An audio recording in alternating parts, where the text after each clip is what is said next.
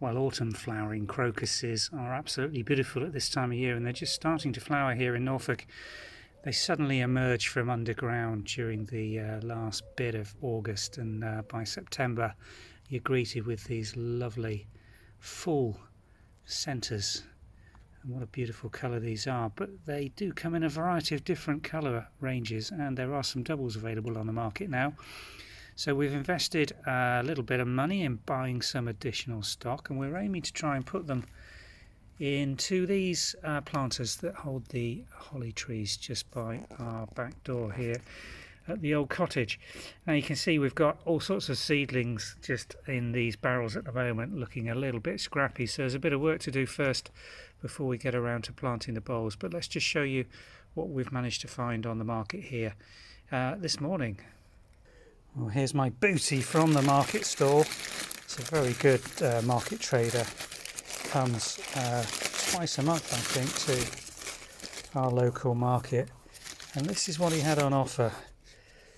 Not particularly attractive at first glance, but what attracted me about these big, large autumn crocus bulbs was not just the variety, but the fact that they're nice and firm. You can see the buds just starting to emerge.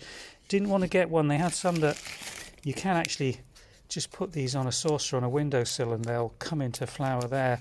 They had quite a few where the buds were formed quite well, and I just thought if I'm going to plant those well and put them deep, then those flower buds are just going to fill with soil and spoil, whereas these were at a stage where the buds are still in their embryonic form and have plenty of chance to get some root formation before they go.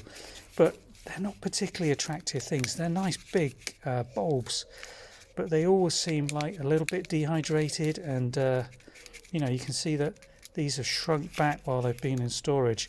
But as long as they're firm, then they should be good. They're not cheap to buy, so you do need to just give them a once over when you are selecting these. I think I paid £3 each for these, which I thought was a bargain. I think they are a double variety, and it's a much darker, richer pink than the mauve ones that we've grown here previously. So I've got great hopes that in a couple of weeks we'll have these flowering. But first of all, I'll need to clear those tubs and get them planted. Well, I've cleared the first one of the containers and very gently just excavated down. Really got to be careful in here, because that is the holly bush, which is quite an established tall bush. We have given it a good prune back this year, but I really don't want to do more damage to the roots than is absolutely necessary, and aiming to try and get them at least their own depth into this compost. That hole's absolutely perfect. I'm going to put only 3 in here, but try and space them evenly around this container. We've got all sorts in here. You can see this young hollyhock seedling that has to come out, unfortunately. It would transplant quite well. It's just about at the biggest growth stage before you start damaging that root to transplant young hollyhock seedlings. Well, that's the first one in. I'll get another 2 holes in here. I might take this Aquilegia seedling out. It did flower in here this year very, very well, but not an ideal choice for such a small container. But let me get the rest of these autumn crocus planted now.